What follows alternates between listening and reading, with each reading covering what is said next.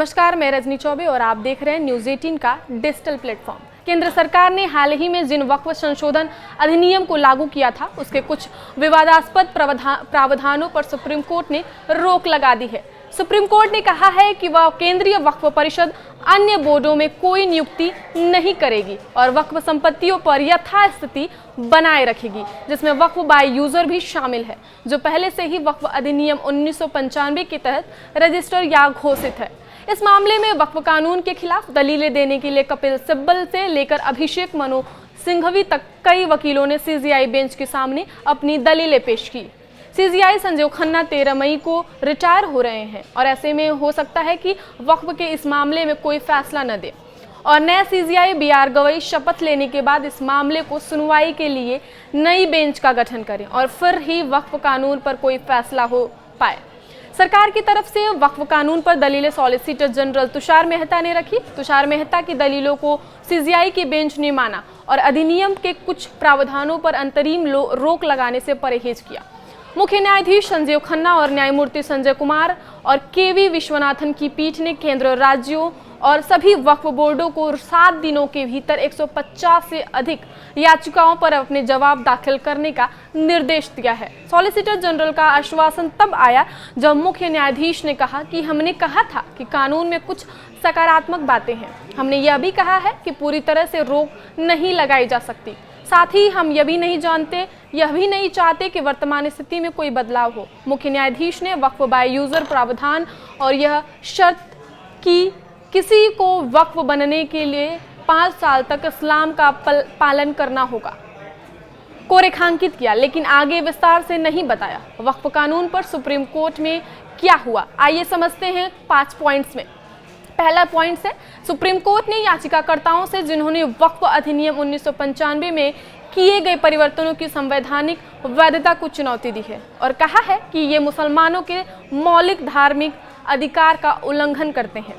केंद्र, राज्यों और वक्फ बोर्डों के जवाब दाखिल करने के बाद 5 दिनों में जवाब दाखिल करने को कहा है। इस मामले की अगली सुनवाई 5 मई को निर्धारित की गई है। चूंकि मुख्य न्यायाधीश खन्ना 13 मई को रिटायर हो रहे हैं, अब यह देखना होगा कि वह सुनवाई करेंगे या इन्हें किसी अन्य पीठ को सौंपेंगे। चूंकि केंद्रीय वक्फ परिषद पिछले 3 वर्षों से निष्क्रिय है, इसलिए परिषद में कोई नियुक्ति नहीं करने का मेहता का आश्वासन केंद्र सरकार के लिए बहुत कम महत्व रखता है। दूसरा पॉइंट से, याचिकाकर्ताओं ने परिषद और बोर्डों में 2 गैर मुसलमानों के नामांकन के प्रावधान के मुस्लिम समुदाय के अनुच्छेद 26 के तहत मौलिक अधिकार में हस्तक्षेप के रूप में प्रश्न उठाया है। सॉलिसिटर जनरल ने स्पष्ट किया है कि यदि राज्य औकाफ बोर्डों में सदस्यों को नामांकित करते हैं जिनमें से अधिकांश का शेष कार्यकाल अधिनियम द्वारा संरक्षित है, तो इसे शून्य माना जाएगा। वक्फ अधिनियम 1995 के तहत पहले से रजिस्टर या अधिसूचित वक्फ और वक्फ बाय यूजर की पवित्रता को बनाए रखने का आश्वासन संशोधित अधिनियम का हिस्सा है, जिसमें कहा गया है कि वक्फ बाय यूजर संपत्तियां जो वक्फ अधिनियम 2025 के प्रारंभ से पहले पंजीकृत हैं, वक्फ संपत्तियों के रूप में बनी रहेंगी, सिवाय इसके कि संपत्ति पूरी या आंशिक रूप से विवादित हो या सरकारी संपत्ति हो। तीसरा पॉइंट है, इस आश्वासन का मतलब है कि सरकार वक्फ बाय यूजर संपत्तियों को फिर से नहीं खोलेगी जो संशोधित अधिनियम से पहले से पंजीकृत हैं, भले ही संपत्तियों के सरकारी भूमि होने के बारे में विवाद हो। यह याचिकाकर्ताओं की प्रमुख चिंताओं में से एक थी, जिन्होंने कहा कि पुरानी वक्फ संपत्तियों की वैधता को सरकार संपत्तियों के बारे में विवाद पैदा करके फिर से खोला जा सकता है। इसका यह भी मतलब होगा कि अघोषित या अनधिकृत वक्फ संपत्तियों, जिनमें वक्फ बाय यूजर भी शामिल हैं, की वैधता की पहचान करने के लिए जांच की जा सकती है कि क्या यह सरकारी भूमि थी।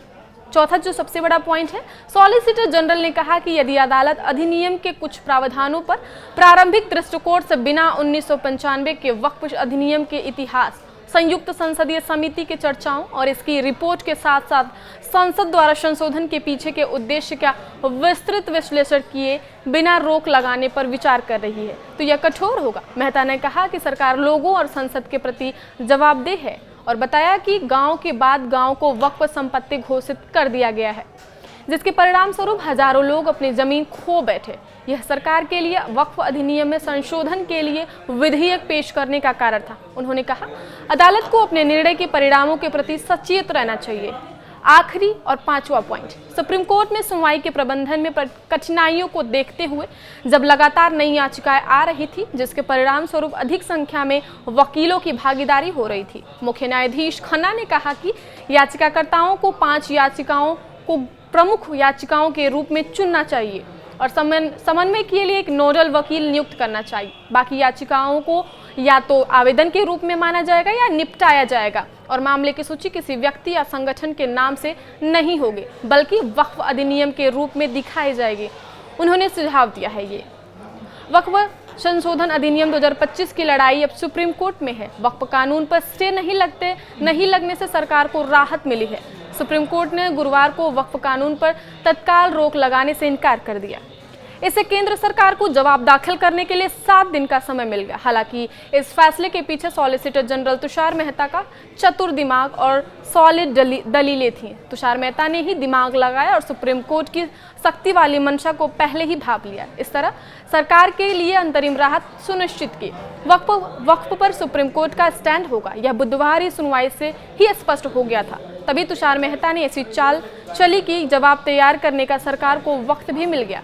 चलिए जानते हैं कि कैसे तुषार मेहता ने दिमाग लगाया और कैसे सरकार को झटका लगने से बचाया। दरअसल वक्फ कानून संसद से पास होकर कानून बन चुका है। इसे सुप्रीम कोर्ट में चुनौती दी गई है। इसे खिलाफ में 70 से अधिक याचिकाएं हैं। आर्टिकल 14, आर्टिकल 15 और आर्टिकल 26 का हवाला देकर इसके खिलाफ याचिकाएं दायर हैं। याचिका दायर करने वालों में ओवैसी की पार्टी, एआईएम आप विधायक अमानतुल्लाह खान, टीएमसी सांसद महुआ मोइत्रा और कई संगठन है। सीजेआई संजीव खन्ना की बेंच ने बुधवार और गुरुवार को वक्फ कानून से जुड़ी याचिकाओं पर सुनवाई की। इस बेंच में सीजेआई संजीव खन्ना के अलावा जस्टिस संजय कुमार और जस्टिस केवी विश्वनाथन थे।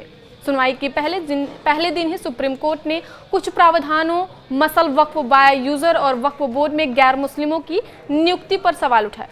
संकेत दिया कि वह इन पर आंतरिक रोक लगा सकता है। कैसे मान गया सुप्रीम कोर्ट? बस यही वो पल था जब तुषार मेहता ने सुप्रीम कोर्ट की मंशा को भांप लिया।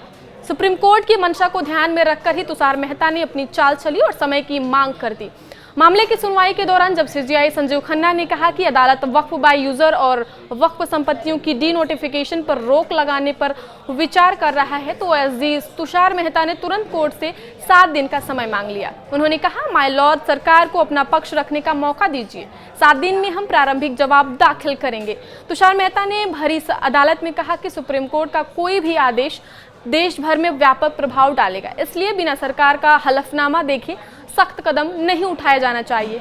बस यही रणनीति ही सुप्रीम कोर्ट को तत्काल आदेश देने से रोकने के लिए काफी थी। आगे की खबरों के लिए देखते रहिए न्यूज़ 18 का डिजिटल प्लेटफॉर्म। धन्यवाद।